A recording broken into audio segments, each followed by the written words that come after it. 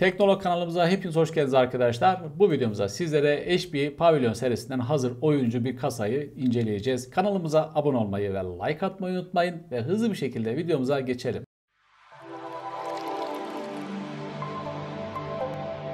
Arkadaşlar Gaming Gentere'deki HP Pavilion TG012037NT diye geçiyor kodları. Zaten açıklamada bütün bilgiler yer alacaktır. Şimdi baktığımız zaman HP Pavilion serisinde arkadaşlar başlığındaki Ryzen 3 5300G işlemcisini kullanıyor. Buradaki G Gaming yani dahili bir ekran kartı olduğu anlamına geliyor. Artı olarak burada GTX'in 1650 Super 4 GB'lik bir ekran kartını kullandığını sizler de görüyorsunuz. 8 GB RAM var ve 256 GB da M2 soketine sahip NVMe SSD hard diskinde görüyorsunuz arkadaşlar. Üzerinde Windows yok, FreeDOS olarak geçiyor.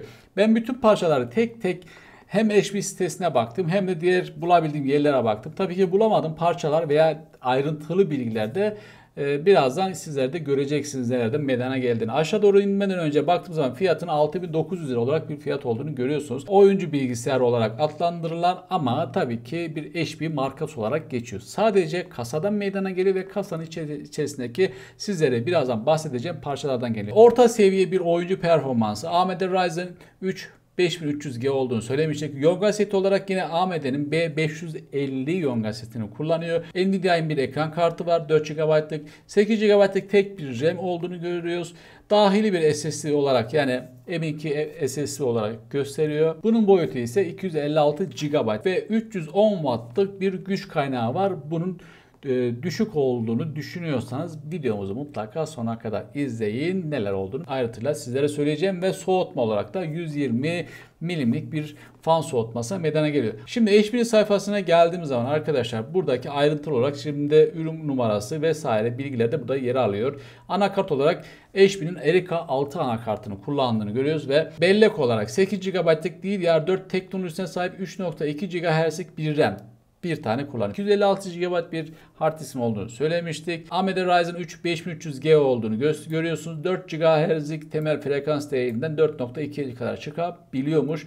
8 MB'lık cache bellek vesaire 4 çekirdek çıkıyor. Tabii ki bu ayrıntısına birazdan geleceğim. Bağlantı olarak anakart üzerinde 2 tane M2 soketinin, bir tane PCI Express 16 ve bir tane de X1 olduğunu görüyoruz arkadaşlar. A bağlantı olarak bir LAN bağlantısı var gigabitlik. Kablosuz bağlantı olarak ise Wi-Fi 5 görüyorsunuz arkadaşlar. Aynı zamanda da Bluetooth 4.2'yi gösteriyor. Üçlü bir SD kart okuma olayı var. Boyutları mevcut. 310 Watt'lık bakın Gold verimliliğine sahip bir power supply var. Bu da %92'lik bir verimlilik sağlıyor. Bu çok önemli bir değer arkadaşlar. Yani bunun bronz olsaydı bu %85'lerde düşüyor. Ama bu değeri çok yüksek. Çok iyi bir power supply. Bizim işimizi görebilecek bir power supply. Yani wattına bakıp da aldanmayalım. Klavye ve mouse'da burada USB yeşil kablo ve evet bir tane de içerisinde klavye ve mouse çıkıyormuş. Dediğim gibi orijinal ürünlerde klavye ve mouse çıkabiliyor. Şimdi arkadaşlar anakarta biraz değinmek istiyorum ve tabii ki ürünlerimize devam edelim. Nereden geliyor? Anakart Erica 6 olduğunu söylemiştik. Yonga setini B450A olarak görüyorsunuz.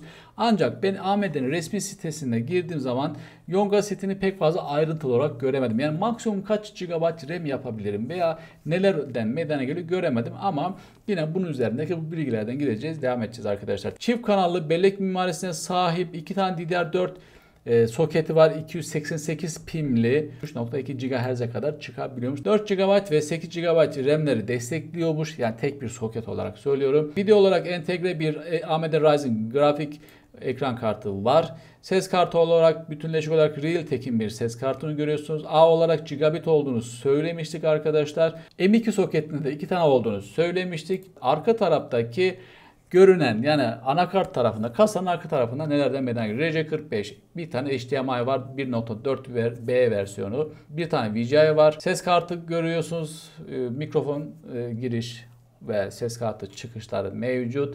USB 2.0 Type-A bağlantısı var. Güç girişi yani power girişi de mevcut. Ön tarafta ise kulaklık mikrofon bağlantısı var. USB 3.2 Type 1 görüyorsunuz. USB 3.2 Type 1A görüyorsunuz.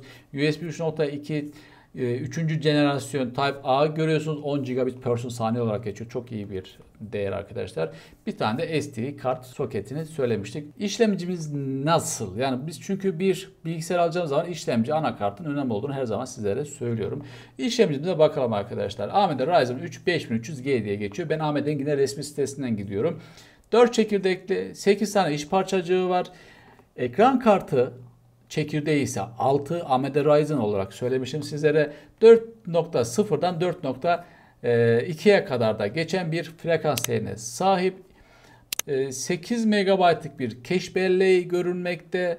7 nanometrelik bir yarı iletken teknolojisini kullanıyor arkadaşlar. PCI 3.0'ı kullanıyor Express olarak. 65 Watt TDP değeri var. 95 santigrat derecelikte maksimum sıcaklığa sahip arkadaşlar. RAM olarak ise 3.2 GHz'e kadar desteğini görüyorsunuz. Yani daha fazla frekansı destekliyormuş da zaten gerek de yok. Zaten üzerinde bir tane 8 var. Bir tane daha 8 ileride alırsanız sisteminize çok gayet rahat olur. Ekran kartı yani tümleşik işlemciye gömülü ekran kartı ise 1.7 GHz'lik ve 6 çekirdek olduğunu sizlere söylemiştim. Yine anakart üzerinde yine tekrarlıyorum HDMI çıkışı da mevcut. Arkadaşlar RAM, hard disk ve da power supply'lar pek fazla değinemiyoruz. Çünkü çok araştırdım ama bulamadım. Ama dediğim gibi teknik gidiyoruz. Ama en önemli ekran kartını buldum. Ekran kartı da GeForce'un, Nvidia GeForce'un GTX 1650 Super'ini görüyorsunuz. Hemen değerlerine baktığınız zaman 1280'lik bir CUDA değeri var. Bu da çok iyi bir değer. Arkadaşlar 1.5 GHz'den 1.7 GHz'e kadar bir frekans değerine sahip bir ekran kartı açıkçası.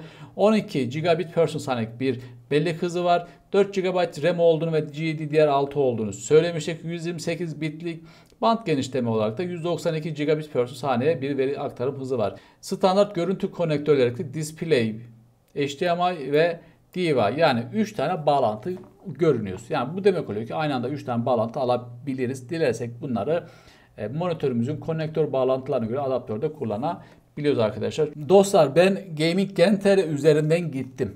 Fiyatını sizlere görüyorsunuz. 6.900 liraya kadar bir fiyatı var. Stokta mevcut. Arkadaşlar sizlere HP'nin hazır oyuncu sistemlerden orta segmentte olan bir kasasının elimden geldiği kadar anlatmaya çalıştık. Gerek resmi sitelerinden gerekse yine satıcı olan Gaming Gen.tr'den baktık. Parça olarak gayet uygun alınabilecek bir ürün.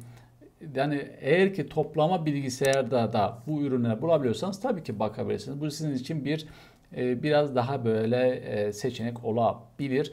Bizim hoşumuza gitti. Hani alınabilir mi? Alınır arkadaşlar. Tabii ki mutlaka sorularınız varsa bize yoruma yazın. Ama alacağınız yerde de mutlaka firmalarda ulaşıp orada da mutlaka sorularınızı sorabilirsiniz arkadaşlar. Teknolog kanal olarak çok teşekkür ederiz. Abone olmayı, like atmayı unutmayın. Bir sonraki videomuzda görüşmek üzere. Esen kalın.